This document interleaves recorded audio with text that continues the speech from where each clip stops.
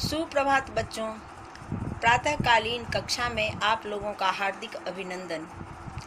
पिछली कक्षा में हम लोगों ने पाठ 4 का समापन किया, प्रश्नोत्तर पर विचार किया, है ना। 1 से 5 तक का सारा प्रश्नोत्तर हम लोगों ने किया। अब आगे बचे हुए जो कुछ प्रश्न हैं उन पे हम लोग आज विचार करेंगे। ठीक है, चलिए तो कक्षा का प्रारंभ करें, पठन पाठन का। चलिए, पिछली कक्षा में बेटा वीडियो में कुछ आप लोगों को आगे पीछे हो गई थी, वो दिक्कत हुआ होगा। पहले प्रश्नोत्तर और उसके बाद तब पाठ का प्रारंभ, कुछ वीडियो भेजने में इस तरह से ये हुई थी, है ना। तो फिर जैसा कि बाद में मैसेज कर ही दिए थे हम, तो इसलिए आप लोग उसको समझ गए और उसके बाद भली भांति आप लोगों ने प्रश्नोत्तर कर लिया होगा। ठीक है, अब चलिए आगे के प्रश्नों पे पुनः विचार करते हैं। प्रश्न 6, कविता के दिए गए अंश को पढ़कर प्रश्नों के उत्तर दीजिए। यानी ये क्या है? पठित गद्यांश, कविता की पंक्ति है ना। क्या है? कभी एक ग्रामीण धरे कंधे पर लाठी, सुख दुख की मोटी सी गठरी लिए पीठ पर भारी, फटे हुए जूते फटे हुए जिनमें से झांक रही गांव की आत्मा, जिंदा रहने के कठिन जतन में पांव बढ़ाए आगे जाता। घर की खपरेलों के नीचे चिड़ियां भी 2-4 चोंच खोल उड़ती छिपती थीं, खुले हुए आंगन में फैली कड़ी धूप से। ठीक है, अब इस पाठ के आधार पर आपको दिए गए प्रश्नों के उत्तर देना है ना। पहला क्या है? ग्रामीण ने कंधे पर क्या उठाया हुआ था? क्या उठाया था? पाठ के अनुसार सुख दुख की मोटी सी गठरी, जिसको कि एक्सप्लेन मैंने किया है कि सुख दुख की गठरी इसे क्यों कहा गया है ना। तो यहाँ बस इस पाठ के आधार पर ये जो दिया गया है पद्यांश, पद का अंश, इसके आधार पे आप लोगों को उत्तर देना है। ग्रामीण ने कंधे पर क्या उठाया हुआ था? सुख दुख की मोटी सी गठरी। इसे आप पूरा वाक्य में उत्तर दीजिएगा। दूसरा, ग्रामीण पांव आगे क्यों बढ़ाता जा रहा था? क्यों बढ़ाता जा रहा था? काव्य की पंक्ति में है ना, जिंदा रहने के कठिन जतन में। ठीक है ना, मैं हिंट्स देती जा रही हूँ और आप ये जो कीजिएगा वो पूरे वाक्य के रूप में। तीसरा, चिड़ियाँ किस कारण से और कहाँ उड़ती छिपती थी? किस कारण से? गर्मी के कारण, प्रचंड गर्मी से परेशान होकर के वो उड़ने की, और क्यों, किस कारण से, कारण हो गया, और कहाँ? घर की खपरेलों के नीचे, है ना। इस तरह से ये 3 क्वेश्चन ये आपके काव्यांश से है और तीनों का उत्तर आप लोगों को ये जो जगह दिया गया है इसमें बुक में इसमें करना है। आप लोग इसे कॉपी में भी कीजिएगा। अब आगे बातचीत के लिए, पहला क्या है बेटा? बातचीत के लिए यानी आमने सामने हम लोग, तो आमने सामने हम लोग नहीं हैं, फिर भी चलिए बातचीत किया जाए। पहला, घोड़ा दोपहरी में भी आगे बढ़ने के लिए क्यों मजबूर था? पाठ में पढ़े हैं ना हम लोग कि घोड़ा क्यों मजबूर था? ये गर्मी के कारण परेशान था और वो अपने मालिक के चाबुक के कारण वो उसे बढ़ना ही पड़ रहा था। तो चलिए, घोड़ा दोपहरी में भी आगे बढ़ने के लिए क्यों मजबूर था? क्योंकि उसका मालिक उसे चाबुक के बल पे आगे बढ़ने के लिए मजबूर किए हुए था, इसलिए घोड़ा दोपहरी में भी आगे बढ़ने के लिए मजबूर था। यही बात थी ना। अब चलिए ये दूसरा, गर्मी की छुट्टियों में दोपहर के समय आप क्या करते हैं, कक्षा में चर्चा कीजिए। अब ये आप लोगों के लिए है कि आप लोग बेटा गर्मी की छुट्टियों में क्या करते हो। ये भांति भांति तरह के अपने क्रियाकलाप को आप लोग अभी लिखोगे। कक्षा प्रारंभ जब होगा तो ये आप लोगों से ही हम लोग सुनेंगे, ठीक है ना। ये सोच के रखिएगा कि छुट्टियों में आप क्या क्या करते हैं। चलिए ये तीसरा, क्या मानव समाज के समान पशु जगत के जीव भी अमीर गरीब की श्रेणी में आते हैं? अपने उत्तर के लिए कारण भी दीजिए। तो ये बेटा आप लोगों का क्या विचार है इस पर मैं खुद का अभी विचार दे रही हूँ कि क्या मानव समाज के समान पशु जगत के जीव भी अमीर गरीब की श्रेणी में आते हैं। जैसा कि हम लोगों ने कविता में पढ़ा, पशु जगत आए जिसमें कि एक घोड़े का जिक्र है, बेचारा घोड़ा का, और इधर कुत्ता का, है ना। बीच में ये पक्षी भी आया है। तो ये मेन यहाँ पशु जगत के जीव से आप इधर घोड़े और कुत्ते की समानता के अनुकूल आप देख समझ सकते हैं कि जो पशु जगत अमीर गरीब की श्रेणी में आने से मतलब है कि जो पशु गरीब के यहाँ रहता है उसकी मजबूरी, वो गरीब लोग जिस तरह से रहते हैं उसी में उसे रहना पड़ता है। और अमीर से यहाँ तात्पर्य है कि जो पशु अमीर लोगों के यहाँ रहते हैं वो उसी परिवेश में पलते और रहते हैं। तो यहाँ ये अंतर जो होता है वो अमीर गरीब की श्रेणी से मतलब यानी अमीर गरीब के परिवेश में रहने से, है ना। तो अब आप लोगों का क्या विचार है, ये अपना विचार आप लोग कक्षा में रखिएगा और मेरे विचार से आप लोग कहाँ तक सहमत हैं इसके बारे में कक्षा में हम लोग चर्चा करें। क्योंकि अपने उत्तर के लिए कारण भी, तो कारण मेरे समझ से यही हुआ ना कि वो अमीर गरीब मनुष्य की कैटेगरी, मानव समाज की कैटेगरी के अनुकूल ही उनकी श्रेणी भी निर्धारित हो जाती है ना। अब चलिए ये चौथा, कविता दोपहरी के किस अंश ने आपको प्रभावित किया और क्यों। ठीक है, अपने अपने विचार आप लोग सोच के समझ के और तब इसके बारे में बताइएगा। वैसे इसका तो जो पूरी कविता में जो एक मध्यम वर्ग निम्न वर्गीय परिवार ग्रामीण परिवार का जो चित्र अंकित किया गया है वो अति संवेदनशील और मर्म स्पर्शी है ना। खास करके ये जो घोड़ा का तो जो है ही कि वो कोचवान के ये से, और कोचवान भी जो चला रहा है जो घोड़े को, तो वो कोचवान की भी कहीं ना कहीं मजबूरी है ना। तो और इधर ये ग्रामीण का जो है वो अति मर्म स्पर्शी वर्णन है कि किसान का काम जो है वो कितना हमारे लिए महत्वपूर्ण अहम होता है। और फिर भी उस किसान की जो स्थिति दिखाई गई है, उसकी वेशभूषा जो दिखाई गई है, वो एक ग्रामीण परिवेश की वो झलक है।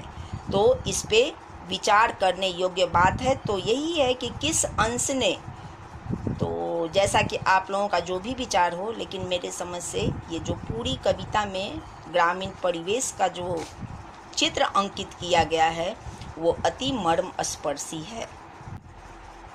चलिए अब भाषा की बात पे विचार करते हैं। क्या है इसमें? कविता में आए निम्नलिखित शब्दों के दो दो पर्यायवाची लिखिए, है ना। पर्यायवाची यानी समानार्थी के नाम से भी इसको हम जानते हैं। तो पहला ये है नभ। नभ का आकाश, आसमान, गगन, जो भी कुछ हो दो लिखना है। दूसरा है सर्प। तो ये सर्प का सांप, अही, है ना। इसके अलावे आपके दिमाग में जो भी आए वो आप कर लीजिएगा। तीसरा है घर। घर का गृह, निकेतन, आवास, जो भी कुछ हो। उसके बाद घ है नैन। नैन का आँख, नेत्र, लोचन, ठीक है। तो इस तरह से दो दो पर्यायवाची शब्द से इसको पूरा कीजिएगा। उसके बाद आ जाइए भाषा की बात में। दूसरा क्या है? कविता के आधार पर दिए गए विशेष्य शब्दों के लिए विशेषण लिखिए। विशेषण विशेष्य, जैसा कि आप लोगों को पता है ना।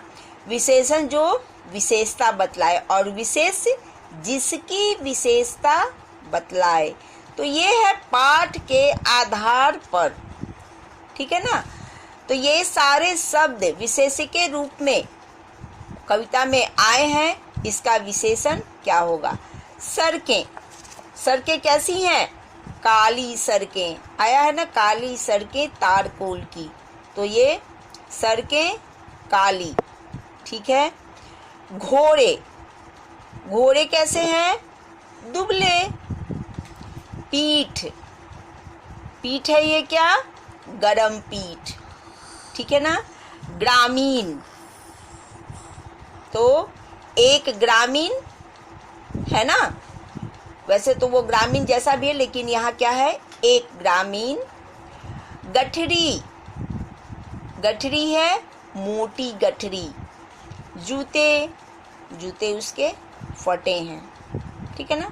इस तरह से हम लोगों ने भाषा की बात खत्म किया।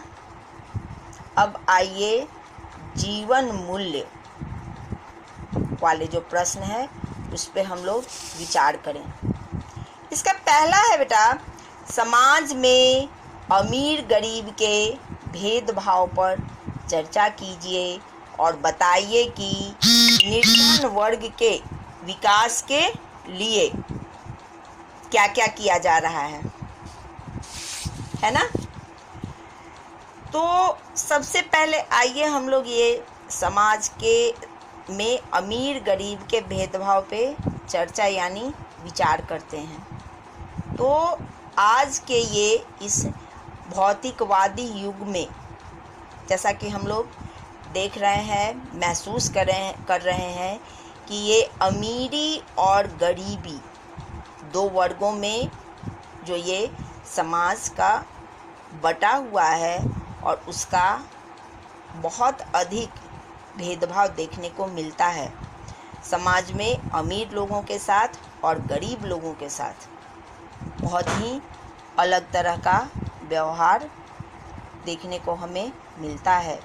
अमीरी वर्ग के लोग ये आज के इस भौतिकवादी युग में धन का, अमीरी का एक अलग ही रुतबा देखा जाता है और गरीबी का, ठीक है ना। तो ये अंतर जो है वो बिल्कुल समाज में दृष्टिगोचर होता है, पर जैसा कि हम लोगों ने इसमें ये देखा ही, ठीक है।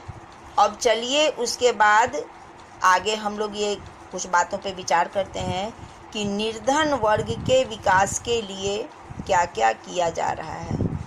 तो बेटा जैसा कि अभी देख ही रहे हो ये हमारे माननीय प्रधानमंत्री मोदी जी के संरक्षण में गरीबों के ऊपर बहुत अधिक ध्यान दिया जा रहा है। उनके विकास हेतु और उनके संरक्षण हेतु बहुत सारी तमाम सुविधाएं दी जा रही हैं, है ना।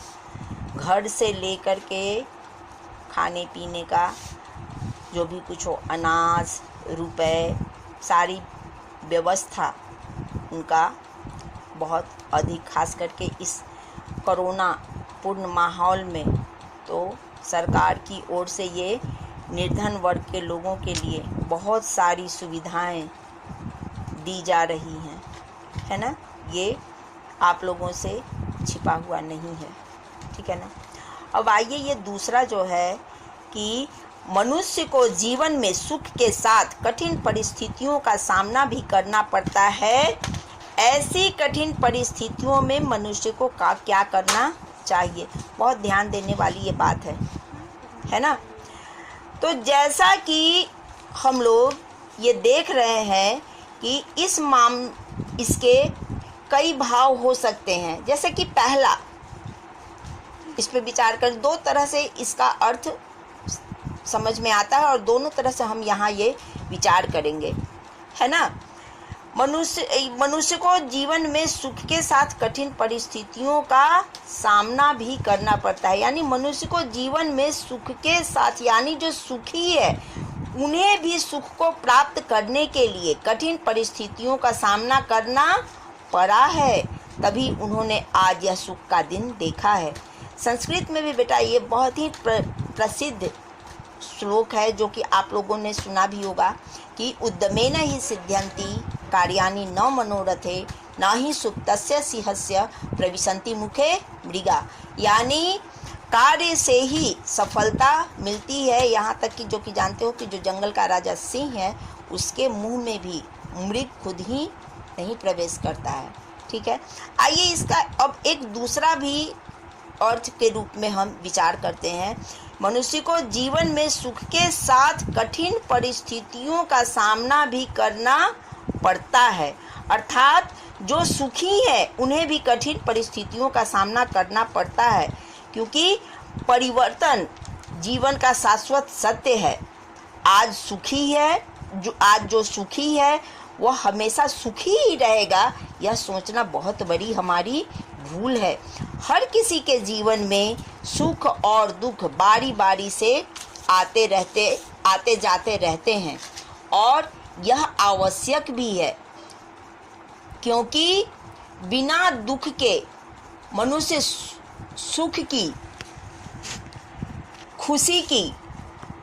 खुशी का अनुभव नहीं कर सकता, है ना। वो जब तक वो उस दुख की परिस्थिति को नहीं देखेगा तब तक उसे सुख का आनंद नहीं आएगा, है ना।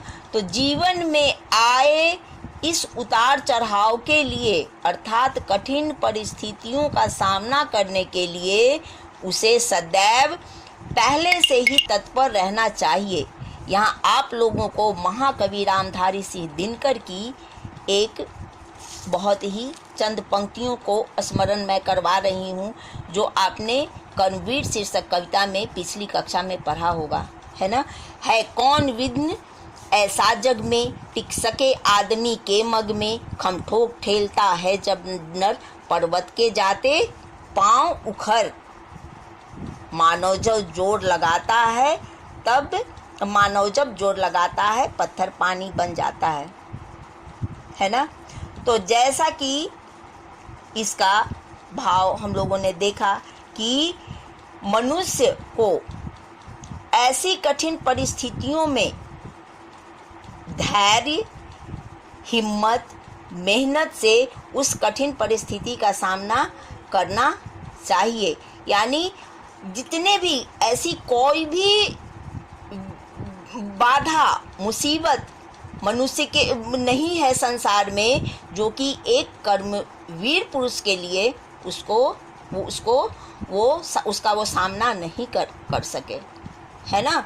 तो इसलिए खम ठोक ठेलता है जब नर पर्वत के जाते पांव उखड़, अर्थात जब मनुष्य अपनी शक्ति का उपयोग करता है तो पर्वत का भी पांव उखड़ जाता है, यानी दुर्लभ से दुर्लभ कार्य पर भी वो सफलता प्राप्त कर लेता है ना। तो इस प्रकार हम लोगों ने देखा कि मनुष्य को ऐसी कठिन परिस्थितियों में धैर्य, हिम्मत और मेहनत से उस कठिन परिस्थिति का सामना करना चाहिए, है ना। इस तरह से हम लोगों ने जीवन मूल्य वाले प्रश्नों पर विचार किया। अब आगे ये जो कुछ करने के लिए है, जिसमें कि ऋतुओं पर अनेक कविताएं लिखी गई हैं। सर्दी, वर्षा और वसंत ऋतु पर एक कविता कॉपी में लिखिए, वह कक्षा में सुनाइए। आप लोग सुनाने वाली बात तो जो भी हो कि ये कक्षा जब प्रारंभ होगी तो हम लोग ये करेंगे, लेकिन आप लोग अभी ये गृह कार्य के रूप में आप लोगों का जो होगा, तो इसमें एक सर्दी, वर्षा और वसंत से संबंधित कोई भी कविता जो हो वो आप लिख लीजिएगा। अच्छा, एक चीज़ बेटा मैं आप लोगों को बता दे रही हूँ कि जितना भी पाठ जो पढ़ाया जा रहा है और प्रश्नोत्तर करवाया जा रहा है और ये जो क्रियाकलाप के रूप में दिया जा रहा है, तो आप लोग इसे नज़रअंदाज मत कीजिएगा। अपनी कॉपी में, फेयर कॉपी में ये जो है वो सारे कार्यों को, या तो परियोजना कार्य जो है के रूप में जो है चार्ट पेपर पर हुआ, जैसे ये सब जो दे रहे हैं लिखने के लिए, या अपनी कॉपी में, बेहतर होगा कॉपी में ही, और इसको आप लोग अच्छे से क्योंकि इसी के आधार पे आपका स्कूल खुलने के बाद जब भी कक्षा चलेगी तो आपका ये मूल्यांकन होगा। ठीक है, धन्यवाद बच्चों।